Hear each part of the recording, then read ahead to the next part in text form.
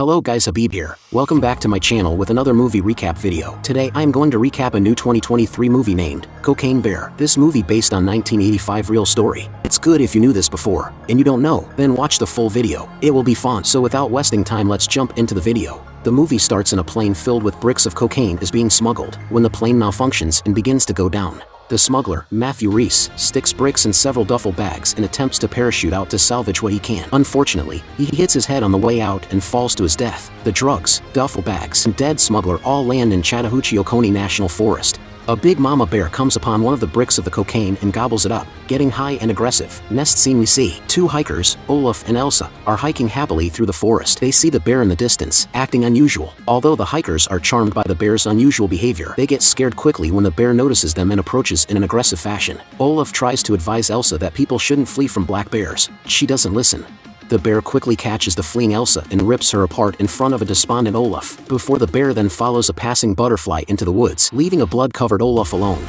Meanwhile, drug kingpin Syd meets with his fixer David and says that he needs him to investigate the plane crash and recover the drugs. He wants David to take his son Eddie as well. Eddie is taking the recent death of his wife very hard, and Syd hopes that this journey will help Eddie get straightened out. David tries to cheer up his compatriot, but is unsuccessful. Sari, a single mom who lives near the forest, talks to her young teenage daughter Dee. Sari had planned to take Dee to the forest that weekend to paint the waterfall, but she tells her daughter that she instead wants to take Dee to Nashville for the weekend along with her new boyfriend. Dee says it's okay, but seems unhappy. A detective named Bob hears about the plane crash and the dead smuggler. Knowing that the smuggler is linked to Syd, Bob decides to go to the forest to investigate. He leaves his brand new dog with his colleague Reba and takes off for the forest. The next morning, Dee skips school to go to the forest with her best friend Henry so that she can paint the falls anyways. While going down the path, they find a brick of cocaine. The kids open it up and even eat a couple mouthfuls of it. Attracted to the smell of the cocaine, the bear emerges from the woods and chases after the children. Forest Ranger Liz is putting on lipstick and fancy perfume in anticipation of seeing local wildlife expert Peter. The armed ranger walks into the gift shop to find a local teenage punk nicknamed Vest.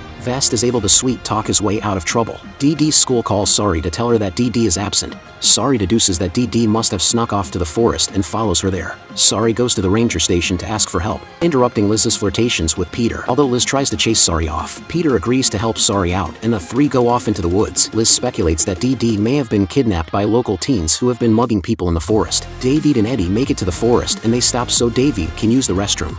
The gang of teens, Vest, Ponytail, and Kid, walk in on David and try to mug him.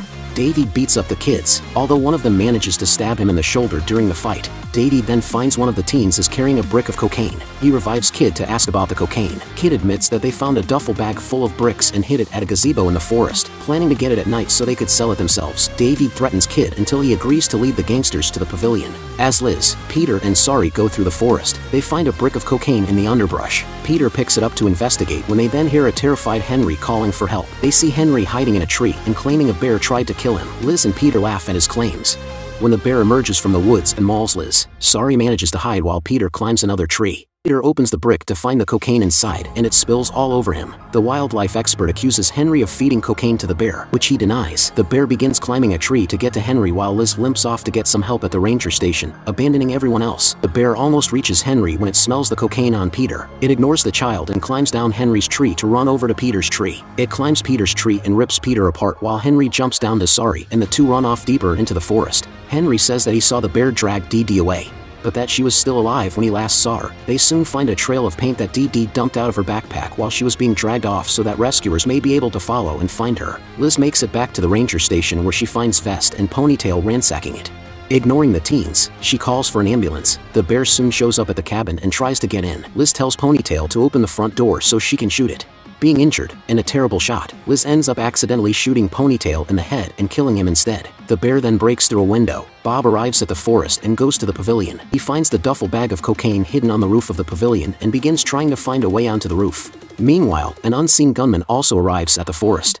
Two ambulance drivers arrive at the ranger station to find Ponytail dead on the floor, expressing surprise since Liz reported the incident as a concussion. One EMT goes to Liz and the other opens a door to a closet from which blood is seeping out. Inside the closet, the EMT finds the bear gnawing on Vest's decapitated head. The bear lunges at the EMT and pins him under the closet door. An unpinned EMT manages to drag Liz onto a gurney and into the ambulance. The second EMT distracts the bear and manages to jump in just as the ambulance leaves. The bear pursues the ambulance and the second EMT is unable to close the doors of the speeding vehicle. Liz shoots at the bear but misses every shot. the bear manages to jump into the ambulance. It rips the second EMT apart and knocks Liz's gurney out of the ambulance, where she is crushed on the road. The first EMT panics and drives into a tree. Since she didn't have time to buckle up, she flies out of the windshield to her death. The dazed bear wanders back into the forest. Kid and Eddie bond on the way to the pavilion, with Kid helping Eddie find a measure of closure about his dead wife. As the trio arrive, they are ambushed by Bob, who is stuck on the roof of the pavilion with a duffel bag of cocaine. He climbed a tree and jumped onto the roof of the pavilion, but has no way to get off. The gangsters and the detective get into an argument, and when David goes for his gun, Bob shoots at him and knocks off 2 of David's fingers. To their shock, the bear suddenly appears. The bear eats a brick of cocaine in front of them. It then approaches Eddie and collapses on top of him.